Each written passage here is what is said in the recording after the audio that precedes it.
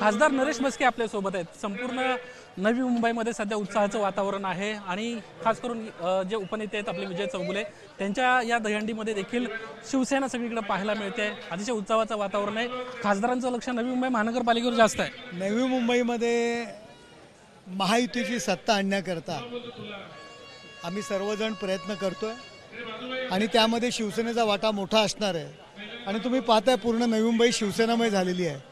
जागे जागेवर भगवा जो हिंदुत्वाची पताका आहे ती तुम्हाला सगळीकडे दिसते। पालकमंत्री म्हणतायत की लॉटरी लागली तुम्हाला मुख्यमंत्री पद। कोण म्हणतंय? पालकमंत्री म्हणतायत। कोण पालकमंत्री? कुठले पालकमंत्री? गणेश नाईकांचं असं म्हणणं आहे पालघरचे पालकमंत्री। पालघरचे? हां, काय म्हणाले ते? ते म्हणतात की लॉटरी लागली तुम्हाला मुख्यमंत्री पद। आता लॉटरी कुणाला लागली?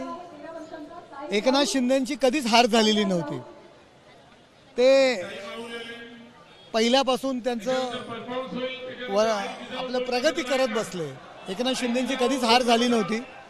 नाईक साहेब हे वरिष्ठ नेते आहेत महायुतीचे, त्यांनी अशा पद्धतीचे वक्तव्य करायला नको। एकनाथ शिंदे साहेबांनी 40 आमदारांना घेऊन जी मेहनत केली आणि जी डेअरिंग केली, काँग्रेस आघाडीपासून बाजूला झाले म्हणून ह्या राज्यामध्ये महायुतीची सत्ता आली आणि महायुतीची सत्ता आली म्हणून नाईक साहेब या ठिकाणी मंत्री झालेले आहेत। ते वनवासात होते, त्यांचा पराभवही झाला होता। ते वरिष्ठ नेते आहेत। मला त्यांना एवढंच सांगायचं आहे की आपण अशा पद्धतीची वक्तव्य करू नका। मी खासदार आहे तरीसुद्धा बोलतोय, कारण आपण अशा पद्धतीने आमच्या नेत्यांच्याबद्दल वक्तव्य करायला लागलात तर आम्हाला सुद्धा उत्तर द्यावं लागेल। शेवटी खासदारकी ही महत्त्वाची नसून आम्हाला आमच्या दृष्टीने आमचा नेता महत्त्वाचा आहे। महायुतीच्या नेत्यांना पण माझी विनंती आहे की अशी वक्तव्य आपण आपल्या लोकांना टाळायला लावा। ठीक आहे, मी समजू शकतो त्यांचं वय झालं आहे म्हणून त्या अर्थाने अशा पद्धतीचे वक्तव्य करत असतील, परंतु संयम बाळगणं फार महत्त्वाचं आहे। आणि अशा वरिष्ठ नेत्यांना मी काय सांगणार? आणखी सातत्यानं ठाण्यामध्ये जनता दरबार घेणं, नंतर अशा पद्धतीचे वक्तव्य करणं, कुठेतरी जाणीवपूर्वक हे सगळं केलं जातं। नाही, असं नाही आहे। महायुती हा निर्णय माननीय नरेंद्र मोदी साहेब, अमित शहा आणि देवेंद्रजी यांनी घेतलेला आहे।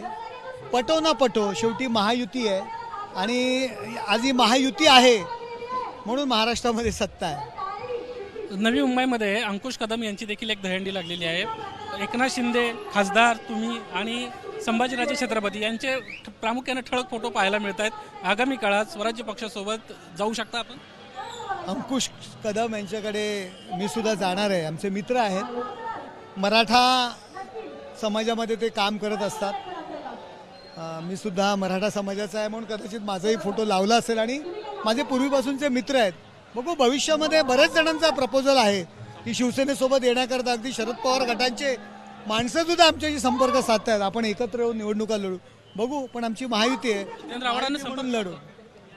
महायुती म्हणून आम्ही लढतोय आणि महायुतीमध्ये जे जे येतील त्या सगळ्यांना आम्ही बरोबर घेऊ। स्थानिक पातळीवर वेगळी गणित पाहायला मिळतील जरी राज्यात महायुती असली तरी। महायुती म्हणून आम्ही लढतोय आणि जर कुणाला आणि महायुती म्हणून लढणार आहोत। आता कुणाला जर लढायचं नसेल तर आम्ही काही जबरदस्ती करू शकत नाही। संभाजीराजे म्हणतात आता विचार झाला नाही पण विचार होऊ शकतो। होऊ शकतो, का नाही होऊ शकत? होऊ शकतो। आपण पाहतोय आगामी काळामध्ये नक्कीच विचार होऊ शकतो। नवी मुंबईमध्ये चित्र बदललेलं दिसतंय की नाही हे तुम्ही सांगा। नवी मुंबई सध्या इथं मोठ्या प्रमाणात वातावरण आहे। अंकुश कदमांचं देखील पाहायला मिळतंय। आगामी काळातल्या या एकत्र येण्यासंदर्भातल्या चर्चेत या नवी मुंबईमध्ये समविचारी पक्ष सर्व एकत्र येतील आणि महायुतीमधून निवडणुका लढतील। ठाण्यामध्ये बघा भेटेल। ठाण्यामध्ये सुद्धा आत्ताच महायुती म्हणून आम्ही लढणार आणि महायुती म्हणून विजयी होणार। धन्यवाद आमच्याशी बातचीत केल्याबद्दल। महायुतीमधूनच आम्ही लढणार आहोत अशा पद्धतीची प्रतिक्रिया नरेश म्हस्के यांनी दिली।